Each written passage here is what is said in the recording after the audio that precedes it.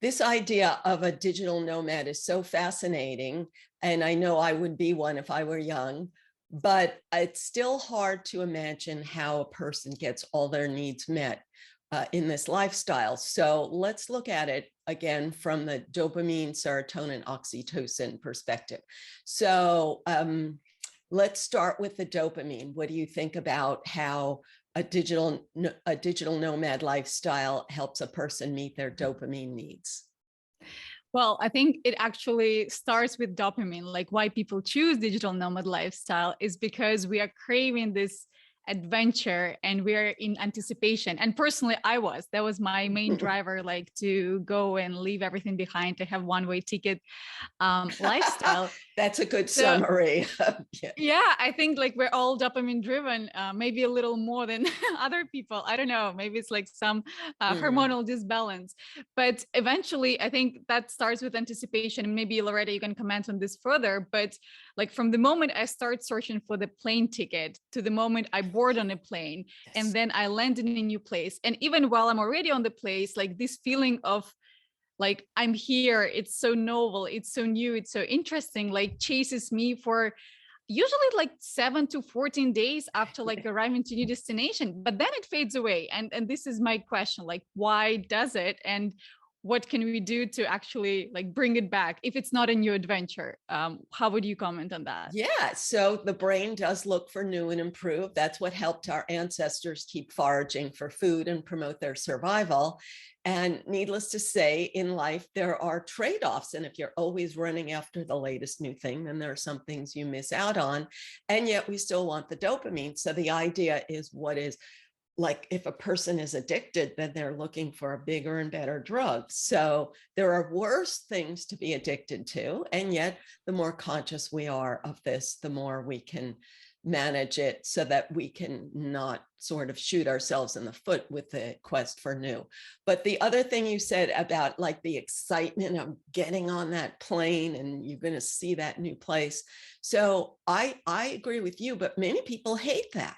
Many people hate going into the unknown. They hate that moment when you have to buy the ticket because then you're making a choice and something might go wrong.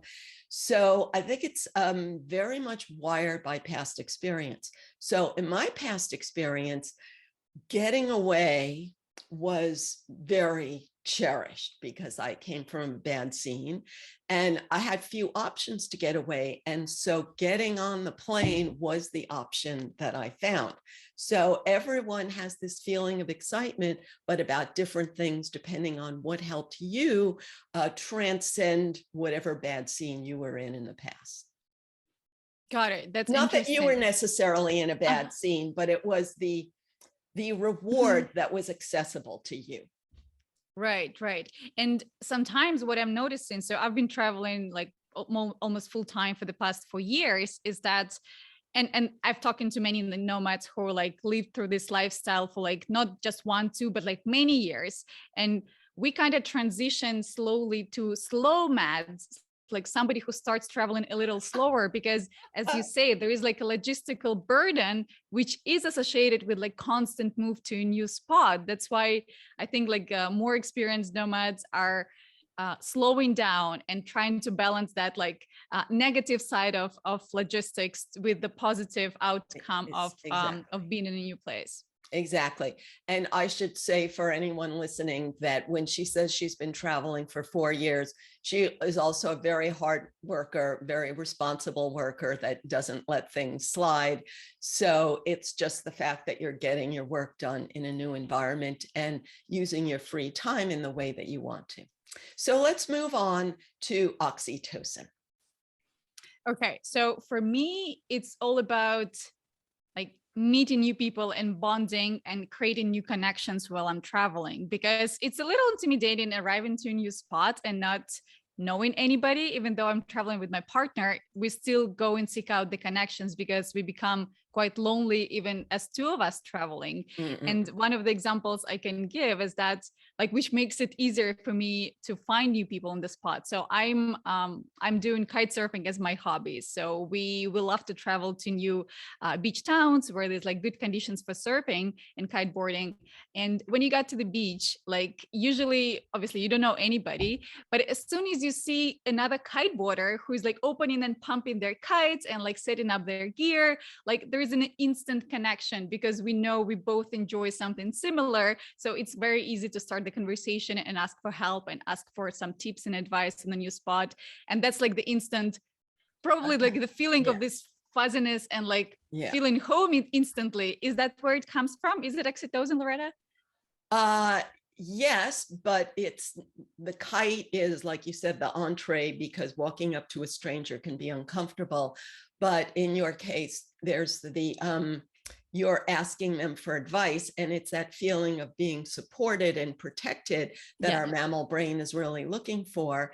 And then what you are giving them is respect, because when they give you advice, you're respecting their opinion. So in a way, you're giving them serotonin. And then when they then if you take a relationship to the next level, then you may also give them like acceptance and support. Okay, so how else could I stimulate oxytocin per se while traveling? What are, maybe give me some ideas. So what you're definitely doing for you get oxytocin yourself when you're asking for help. The big thing is, as you probably know, all these new people that you meet, we have to take the relationship to the next level. Otherwise, it's like when you tell your life story to a stranger on a plane, but then they're not there for you in the future.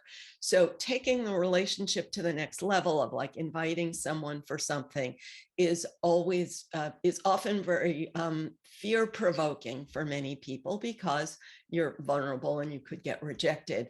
So that's why people look for some kind of network where there's a pre-existing bond. Like kite surfing is a great example, but I'm sure most listeners are not kite surfers. So I just want to mention that alcohol is the more common way that it's done. And so any alternative to doing it via alcohol is fabulous. And that's why I'm a big fan of hobbies.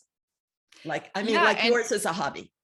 Exactly. And like to the alcohol point is like, that's why there are so many nomad meetups and like kind of gatherings of tourists in one location happens where in the bars in the evenings with like some salsa nights on top if you're in anywhere in Latin America, for example, because you're right, like it kind of relaxes you into the new dangerous environment. Well, and there are definitely better spots as like group tours maybe as well, right? So what else? Yeah. Well, I'm just curious, how does a person find out about digital nomad meetups in each country? What is the source on that? Well, thanks to social media, like mostly every country and every big city will have like a Facebook group, which is called Digital Nomads in Barcelona, in Medellin, in wherever you're coming. So, and people are super friendly. And there are digital nomad communities like per country. For example, I'm currently in Mexico, and there's like a 15,000 people group, which is called Digital Nomads in Mexico. And it's growing 15,000. 15,000, exactly. So you can find information like of any sort of any kind, like advice on travel, where is everybody at, like where should we go, how can we meet? So there's a lot of things online, thankfully, because it must have been very different when like 20 years ago, right? These days it's way easier. Yeah. So here's the interesting thing about trade-offs. So when you're in this mode where you're meeting new people and you go to a setting where they all want to meet new people, that's great. That makes it easier to meet new people. However, most people observe that someone who is very willing to open up to you, they're doing it in a superficial way at a superficial level and may not be available for long-term bonding. So in the modern world where it is more easier to make superficial connections, I think people struggle with long-term trust. And I think that it, just like with monkeys, it really does build slowly over time. unless the cliche example is if you're in an emergency with someone, that trust builds instantly in some sort of life-threatening situation. So these long-term trust bonds, some people build them in youth and then never go beyond their Mm. early set of people. And other people look for these fast connections, but never go beyond the superficial level. So the challenge of life is to go beyond your childhood friends and build deeper connections with people that you got to know on a superficial level, but then you build long-term trust. And what I'm always saying is that this long-term trust, it is effectively selfish, that you want someone to be there for you and they want someone to be there for them. And so the reciprocity or mutuality makes it work. But if you just go with this, like all this internet wisdom about loving the whole universe and the whole universe loving you, may not end up being a real thing. And I agree, it takes time. And unfortunately, not every digital nomad has time. So thanks for bringing this up. That's one of the biggest challenges of having this perpetual travel lifestyle, because it's really hard to build long and deep connections just because the time is limited. And usually if you even bond with the person like within the period of like 1 or 2 months, then you leave and you may never see them again. And again, social media is not gonna maintain the same level of connection. So what is there any hack how like to go deeper right away? Like, do we need just relearn how we communicate and like how we run the conversations to skip the small talks? Yeah, very good, very good. That's, I mean, that's the number one, is like skipping small talk. And again, it's a balance and it's a choice, because then you may immediately offend or lose some people and they may run away from you and may trigger your rejection meter. But then you save time from you sort of weeding out that. And the other big thing is that we don't really want deeper bonds with everybody in the whole world. So we can celebrate the fact that we do get to make a choice, and to be honest with ourselves about what are we really looking for. And when you're focused on what you're really looking for, then you can move a little more quickly to that. And I do notice myself making the decision about, oh, am I going to stick with small talk or not? And it's really, I admit, like it's a really hard decision. And when you're making that decision in a bar with loud noise, it's even worse, you know. So my first preference is always to have coffee with people or something where you can be away from that more oppressive setting. Yeah, and what hormones get boosted when we experience this like danger before the connection, or like this danger maybe in step in something else? Is it endorphin or not really? I think cortisol is Hmm. danger, but the cortisol, again, is like everything else, is wired by your early experience. So the rejections you had when you were young built the circuits that turn on today when you ask, let's say you meet someone, you ask them a deeper question, and they say, I have to go to the bathroom or something, you know. So it's very individual. And again, by being aware of your own past rejections, your own past cortisol, it helps you manage this situation more consciously rather than just being flooded with chemicals. Exactly. And to rewire, you should actually push yourself to go and like Mhm. embrace the new conversations, ask maybe uncomfortable questions, and then it will get your brain to function in a new way, not getting afraid of those things, right? Yeah. And when we say uncomfortable questions, we mean it's uncomfortable for yourself. It's not Exactly. that you're Mhm. trying. Yeah, I just had to add that because there's a philosophy that some people have. I don't know if you've heard about it, but it's called pickup artists, and their Mhm. intent is to make the woman uncomfortable. So I just want to distance myself from Right. that. So what about so we did cover serotonin. So what about endorphin? Where does this show Oh, well, up we didn't during the really cover travels? serotonin. Okay. We covered the fact that when you ask someone else for advice, you're boosting their serotonin, but Right. how can a digital nomad boost their own serotonin? So they want to feel important and respected, despite the fact that you may feel quite anonymous when you're in a new place. So how do you Mhm. do that? That's a hard one. It is a hard one. Well, I don't know. First thing which comes to mind is that, when you start, like, one aspect, for example, when I start sharing on my social media, let's say, okay, here I am traveling to this new destination. And when people like start commenting on that or asking like additional Mm, questions, mm, oh, mm, mm, how is it? How is mm, it there? Like, I mm. do feel certain importance that I lived through this experience and I'm sharing, and people are curious to know. So I think that's kind of like a digital Yes. aspect of it. And in a actual environment, well, again, meeting new travelers and exchanging the experience, because we do benefit from each Yes. other's knowledge, advice. Yes. Because like in the day zero, like I don't know anything about the space, but like in 1 week, I know enough, and I actually already can start giving advices to people who just arrived. So Yeah. that's I think the natural circle of Yes. nomads, because you Yes. become more familiar with the space over time and you start feeling like a local. So then you start giving advice to like fresh nomads who just arrived to the spot. I think that's how it shows up for Yeah. me. Yeah. And also many digital nomads are hoping to advance in their careers. They're keeping their costs low so they can try to build maybe a risky venture. And so that's, if they're building, then that's something. And I think there's also something big about going to the place that everybody wants to go to, I think, is a serotonin thing.